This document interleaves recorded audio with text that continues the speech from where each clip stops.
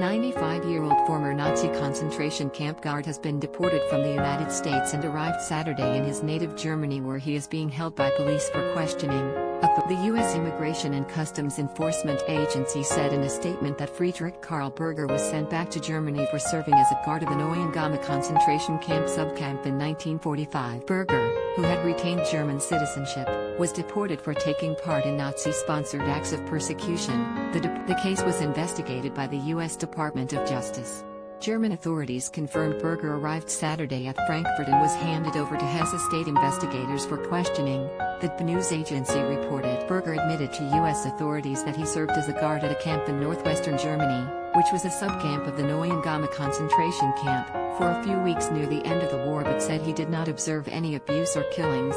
Prosecutors in the German city. A spokesman for the prosecutor's office in Celle said police in the German state of Hesse had been asked to question him on his return to Germany. A police spokesman said there is no live investigation linked to him and he is a free individual and has not been taken in custody. German prosecutors in Celle had investigated the possibility of bringing charges against Berger, but said in December that they had shelved the probe because they had been unable to refute his own account of his service at Neuengamme. But prosecutors asked for him to be questioned again upon his return to Germany, however, to determine whether accessory to murder charges could be brought. Police said Berger was ordered expelled from the U.S. by a Memphis, Tennessee court in February 2020. The deportation of Berger was possibly the last such U.S. expulsion of a former Nazi, given the dwindling number of war survivors. In recent years, German prosecutors have successfully argued that by helping a death camp or concentration camp function, guards can be found guilty of accessory to murder even if there is no evidence of them participating in a specific killing. Share this article. According to a NICE statement,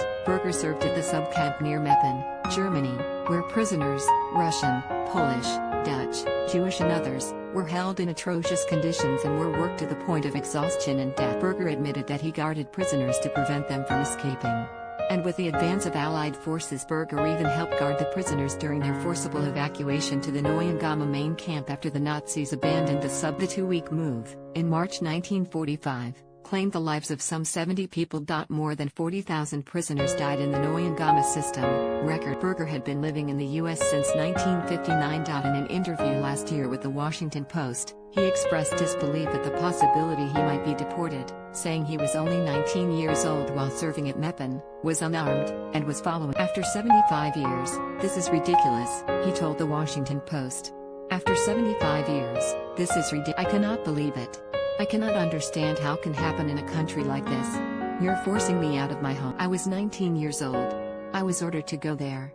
But he had never requested a transfer from the camp and he later received a German pension based partly on his wartime service. The Justice Department. Berger's deportation demonstrated that the United States is not a safe haven for those who have participated in Nazi crimes against humanity.